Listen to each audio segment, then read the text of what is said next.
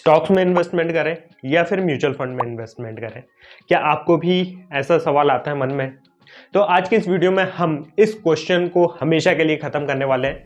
मैं इस वीडियो में आपको बताने वाला हूं कि आपको स्टॉक्स में इन्वेस्टमेंट करना है या फिर म्यूचुअल फंड में इन्वेस्टमेंट करना है। और मैं एक बहुत ही बायस्ड एडवाइस देने वाला हूं, बिल्कुल भी अनबायस्ड एडवाइस नहीं दूंगा। तो बने रहिए वीडियो के साथ में। Stocks versus mutual fund actual में कोई क्वेश्चन ही नहीं है। यह हमारी misunderstanding and lack of knowledge ने इसे एक बना रखा है क्वेश्चन। वॉरेन बफेट के बारे में तो सभी जानते ही होंगे, जो कि दुनिया के रिचेस्ट इन्वेस्टर हैं, जिनकी वेल्थ 8 लाख करोड़ से भी ज़्यादा है। क्या आपको पता है ये कितने परसेंट रिटर्न से इतनी बड़ी वेल्थ क्रिएट की है? जब हम उनके पास्ट रिटर्न्स को देखते हैं तो उनका एनुअलाइज रिटर्न सिर्फ 20% है।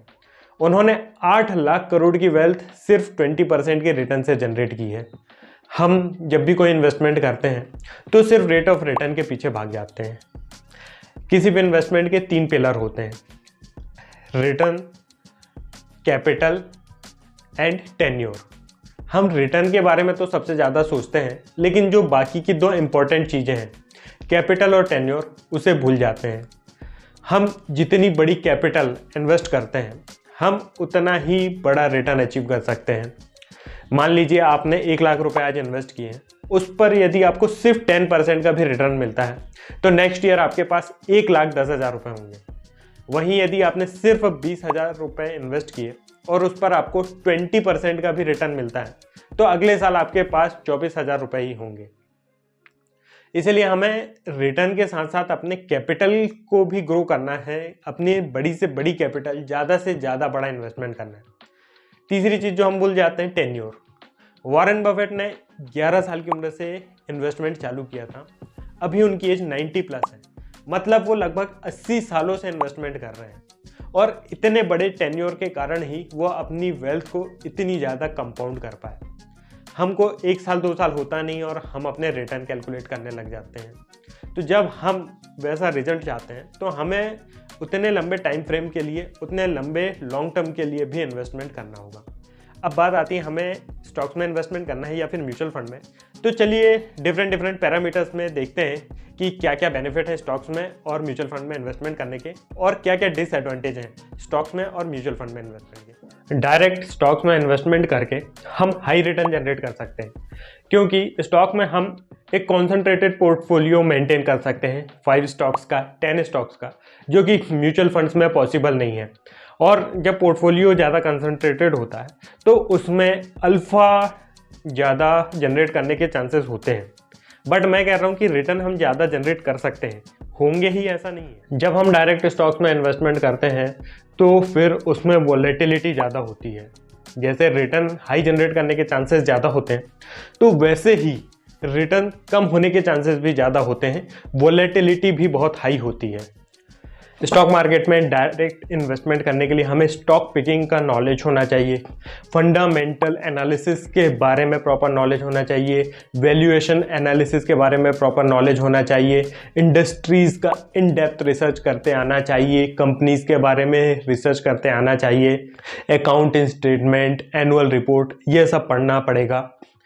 यदि हमारे पास इतना समय है, हम डेली 1-2 घंटे स्टडी के लिए दे सकते हैं। और यदि हमारा इंटरेस्ट है इन सब चीज़ों के बारे में सीखने के लिए, और यदि हमारे पोर्टफोलियो में 8-10 कंपनी है, 15 कंपनी है या 20 कंपनी है, तो फिर हमें उन 12 के 12, 15 के 15 स्टॉक्स के बारे में रेगुलरली एनालिसिस करना पड़ेगा, उनमें रिसर्च करना पड़ेगा, उन्हें ट्रैक करना पड़ेगा। तो यदि आप इतना समय डेडिकेट कर सकते हैं, आपको इतना इंटरेस्ट है और आप यदि इतना एफर्ट कर सकते हैं, तो फिर आप डायरेक्ट स्टॉक्स में इन्वेस्टमेंट कंसिडर कर सकते हैं। जब हम स्टॉक्स में इन्वेस्टमेंट करते हैं डायरेक्ट, तो हमारे पास फुल फ्रीडम होता है। हम कभी भी किसी स्टॉक को परचेस कर सकते हैं, बेच सकते हैं, हम कितना भी एलोकेशन किसी भी स्टॉक में दे सकते हैं। बट ये फ्रीडम हमें म्यूचुअल फंड में नहीं मिलेगा, क्योंकि वहाँ पे पूरा डिसाइड फंड मैनेजर्स करेंगे और वो सेफ्टी के लिए डाइवर्सिफिकेशन करते हैं।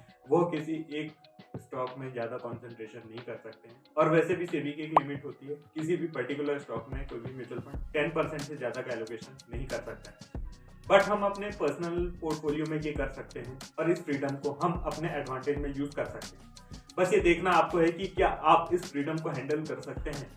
आप इस फ्रीडम को मैनेज कर सकते हैं अपने हिसाब से बाई और सेल करके। डायरेक्ट स्टॉक्स में इन्वेस्टमेंट करने के लिए हमारा रिस्क एपेटाइट बहुत अच्छा होना चाहिए, क्योंकि हम डायरेक्ट स्टॉक्स में इन्वेस्टमेंट कर रहे हैं क्योंकि हम एक कॉन्सेंट्रेटेड पोर्टफोलियो चाहते हैं। यदि हम डायरेक्ट स्टॉक में इन्वेस्टमेंट करके भी यदि 40-50 स्टॉक्स का एक पोर्टफोलियो मैनेज कर रहे हैं तो फिर उसका कोई सेंस नहीं बनता है। अब यदि हम कॉन्सेंट्रेटेड पोर्टफोलियो मेंटेन कर रहे हैं तो उसमें बहुत ज़्यादा चांसेस होते हैं कि कुछ स्टॉक में हमारा वेटेज बहुत हाई हो सकता है, कुछ में कम हो सकता है। कोई स्टॉक किसी टेम्परेरी रीजन के कारण 20%, 30%, 50%, यहाँ तक कि 70% भी नीचे आ सकता है। तो क्या आपके अंदर इतना कन्विक्शन है कि आप इतने डाउनफॉल को भी मैनेज कर सकते हैं और अपने स्टॉक्स के साथ इन्वेस्टेड रह सकते हैं? यदि आप इतना रिस्क मैनेज कर सकते हैं तो फिर आपको डायरेक्ट स्टॉक्स में इन्वेस्टमेंट कंसिडर कर लेना चाहिए। म्यूचुअल फंड क्या होते हैं? म्यूचुअल फंड एक सेट ऑफ स्टॉक्स होते हैं, 40, 50, 20 और कई बार 100 से भी ज़्यादा स्टॉक्स का एक बास्केट होता है जिनमें हम म्यूचुअल फंड के थ्रू इन्वेस्टमेंट करते हैं। इसका मतलब यह है कि हम डायरेक्ट स्टॉक्स नहीं खरीदते हैं, हम हमारा पैसा एएमसी को देते हैं और एएमसी हमारे जैसे बहुत सारे लोगों से पैसा कलेक्ट करते हैं और उन पैसों से स्टॉक्स को बाय करते हैं। इन कौन से स्टॉक्स लेना है, कौन से स्टॉक्स कब बाय करेंगे, सेल करेंगे, कितना परसेंटेज का एलोकेशन होगा, कितने समय तक होल्ड करना है, इसका पूरा डिसीजन फंड मैनेजर और उनकी टीम करती है। ये फंड मैनेजर कौन होते हैं? Fund manager highly skilled and professional people होते हैं जो कि इन फील्ड्स में काफ़ी समय से काम कर रहे होते हैं और जिन्हें स्टॉक पिकिंग का और स्टॉक मार्केट का बहुत अच्छा खासा एक्सपीरियंस और नॉलेज होता है। वो हमारे बिहाफ में हमारा इन्वेस्टमेंट स्टॉक मार्केट में करते हैं। म्यूचुअल फंड कंपनी हमारा इन्वेस्टमेंट मैनेज करने के लिए हमसे कुछ फीस चार्ज करती है, जिसे एक्सपेंस रेशियो बोलते हैं। ये आधी %, 1% या 2-2.5% तक हो सकता है आपके इन्वेस्टमेंट के। लेकिन जब आप अपने स्टॉक्स का पोर्टफोलियो खुद ही मैनेज कर रहे हैं तो आपको किसी को कोई फीस देना नहीं पड़ता है। आल्दो आपके ट्रांजैक्शन के जो चार्जेस होते हैं, ब्रोकरेज चार्जेस होते हैं, वो होते हैं आपके पर्सनल पोर्टफोलियो में। म्यूचुअल फंड्स में ये चार्जेस आपको डायरेक्ट नहीं देने होते हैं, ये चार्जेस म्यूचुअल फंड कंपनी आपके बिहाफ में पे करती है, जो कि आपके एक्सपेंस रेशियो के अंदर ही इंक्लूडेड होते हैं। म्यूचुअल फंड में हम 500,000 रुपए से ही अपना इन्वेस्टमेंट स्टार्ट कर सकते हैं और इतने ही पैसों में हमें एक बहुत बड़ा डाइवर्सिफिकेशन मिलता है। यदि किसी कंपनी का शेयर 50,000 रुपए का है तो यदि हमें उसका एक शेयर लेना है तो 50,000 रुपये इन्वेस्ट करने होंगे।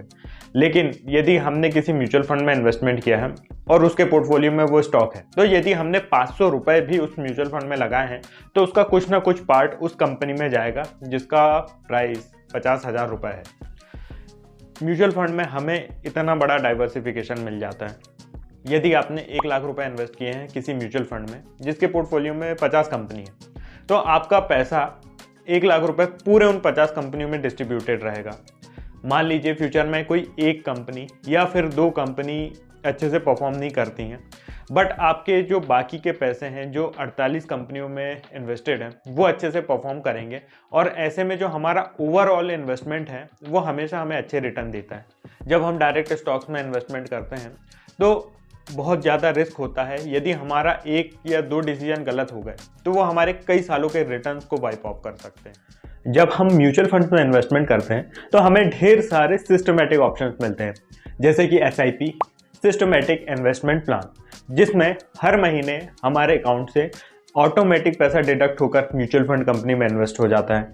STP, सिस्टमेटिक ट्रांसफ़र प्लान, जिसमें हर महीने ऑटोमेटिक हम एक स्कीम से पैसा दूसरे स्कीम में ट्रांसफ़र कर सकते हैं। तीसरा ऑप्शन हमें जो मिलता है वो है SWP, सिस्टमेटिक विड्रॉल प्लान। यदि हम अपने इन्वेस्टमेंट से रेगुलर इनकम चाहते हैं या फिर एक पेंशन के टाइप से कोई रेगुलर इनकम चाहते हैं, SWP का यूज़ करके रेगुलर इंटरवल पे इनकम रिसीव कर सकते हैं। बट ये ऑप्शंस हमें सिर्फ म्यूचुअल फंड में मिलेंगे। डायरेक्ट स्टॉक्स में यदि हम इन्वेस्टमेंट करेंगे तो हम इस टाइप के सिस्टमेटिक टूल्स का यूज़ नहीं कर सकते। जब हम म्यूचुअल फंड्स में इन्वेस्टमेंट करते हैं तो हमें न रिसर्च की कोई टेंशन होती है, न इस बात की टेंशन रहना चाहिए कि मार्केट ऊपर जा रहा है या नीचे जा रहा है, क्योंकि हमारा जो पैसा मैनेज कर रहे हैं वो ऑलरेडी अपने फील्ड में पीयर्स हैं और एक्सपीरियंस्ड है। फंड मैनेजर्स के पास ऐसे रिसोर्सेज होते हैं जो कि एक नॉर्मल रिटेल इन्वेस्टर के पास नहीं हो सकते हैं। फॉर एग्जांपल, यदि कोई फंड मैनेजर चाहे तो किसी कंपनी के डायरेक्ट सीईओ से बात कर सकता है, उनका इंटरव्यू ले सकता है। यदि कोई फंड मैनेजर चाहे तो फिजिकली किसी कंपनी में जाके वेरीफाई कर सकते हैं कि जितनी सेल्स वो शो कर रहे हैं एक्चुअल में प्रोड्यूस कर पा रहे हैं या नहीं कर पा रहे हैं, या फिर उनके अकाउंटिंग्स में कोई स्कैम तो नहीं चल रहा है। इस टाइप के जो रिसोर्सेज हैं हम रिटेल इन्वेस्टर्स खुद के लिए अवेल नहीं करा सकते। यदि हम डायरेक्ट स्टॉक मार्केट में इन्वेस्टमेंट करते हैं तो सबसे ज़्यादा इंपॉर्टेंट हो जाता है कि हम अपना टेम्परामेंट और इमोशंस को कैसे मैनेज करते हैं। सिर्फ स्टॉक्स को पिक करना ही काफ़ी नहीं होता है। यदि हम स्टॉक मार्केट से बेनिफिट चाहते हैं तो हमें सही वैल्यूएशन पे सही स्टॉक को परचेज करना होता है और सही वैल्यूएशन पे सेल करना होता है, और तभी हम उससे अच्छे रिटर्न जनरेट कर पाते हैं। हम में से ज़्यादातर लोग कैसे होते हैं, 10-12 घंटे 15 घंटे तक अपना जॉब करते हैं, अपने बिजनेस में इन्वॉल्व रहते हैं। उसके बाद यदि हम एक्सपेक्ट करें कि वापस से अलग से 1-2 घंटे स्टॉक मार्केट की स्टडी में दें तो यह बहुत ही मुश्किल हो जाता है। तो फिर हमें स्टॉक मार्केट में इन्वेस्ट करना चाहिए या फिर म्यूचुअल फंड में इन्वेस्ट करना चाहिए। तो मैं आपको एडवाइस दूंगा कि भले ही आपको स्टॉक पिकिंग की सारी स्किल्स आती हैं, आप फंडामेंटल एनालिसिस भी समझते हैं, वैल्यूएशन एनालिसिस भी समझते हैं, इंडस्ट्री का नॉलेज भी रखते हैं, फिर भी आपके लाइफ के जितने भी इंपॉर्टेंट गोल हैं, जैसे कि आपका रिटायरमेंट, बच्चों की पढ़ाई, बच्चों की शादी, घर, इस टाइप के जो भी इम्पॉर्टेंट गोल हैं उनके लिए आप गोल बेस्ड इन्वेस्टिंग करें, अपना गोल सेट करें और उनके लिए म्यूचुअल फंड में सिस्टमेटिकली इन्वेस्टमेंट करें, एसआईपी के थ्रू या फिर लमसम के थ्रू, जिसमें भी आप कंफर्टेबल हैं। एग्जाम्पल के लिए आपके रिटायरमेंट के लिए required amount 10,000 rupees per month है। आपके बच्चों की पढ़ाई, शादी और अदर गोल्स के लिए आपको रिक्वायर्ड अमाउंट है 5,000 रुपये। तो यदि आप अपने सारे गोल्स के लिए 15,000 रुपये पर मंथ का इन्वेस्टमेंट कर रहे हैं, उसके बाद उन्हें कंप्लीट करने के बाद यदि आपके पास और भी एक्सेस में कैश है और अलग से आपके पास पैसा है, तो फिर आप डेफिनेटली इस अमाउंट को स्टॉक मार्केट में इन्वेस्टमेंट करना कंसिडर कर सकते हैं। उसके लिए आप फिर स्टॉक मार्केट की स्टडी करें, इंडस्ट्रीज का स्टडी करें, उसको थोड़ा टाइम दें और धीरे धीरे over a period of time आपको कॉन्फिडेंस भी आएगा, एक्सपीरियंस भी आएगा, फिर आप अपना इन्वेस्टमेंट उनमें बढ़ा सकते हैं। शुरुआती समय में बिल्कुल भी डायरेक्ट स्टॉक्स में इन्वेस्टमेंट करने की कोशिश ना करें। सबसे पहले अपने जो फाइनेंशियल गोल हैं उन्हें कवर करें, उनके लिए इन्वेस्टमेंट करना चालू करें, और जब उनके लिए आप प्रॉपर इन्वेस्टमेंट करने लगते हैं रेगुलरली एक लंबे समय तक, फिर आप अपने हाथ डायरेक्ट स्टॉक मार्केट में आजमा सकते हैं। आई होप कि आप समझ गए होंगे कि आपको अब स्टॉक मार्केट में डायरेक्ट इन्वेस्टमेंट करना है या फिर म्यूचुअल फंड में। यदि आपको इस वीडियो से रिलेटेड कोई भी डाउट है तो आप नीचे कमेंट करके पूछ सकते हैं। यदि आप यह जानना चाहते हैं कि आपको रिटायरमेंट के लिए कितना इन्वेस्ट करना चाहिए, अपने फ्यूचर फाइनेंशियल गोल्स के लिए कितना कितना इन्वेस्टमेंट करना चाहिए, तो फिर आप मुझे नीचे नंबर पे व्हाट्सअप कर सकते हैं, जहां आपको एक free of cost specialized financial plan मिल जाएगा। दोस्तों, यदि ये वीडियो अच्छा लगा तो इसे लाइक ज़रूर करें, चैनल को सब्सक्राइब करें। मिलते हैं नेक्स्ट वीडियो में।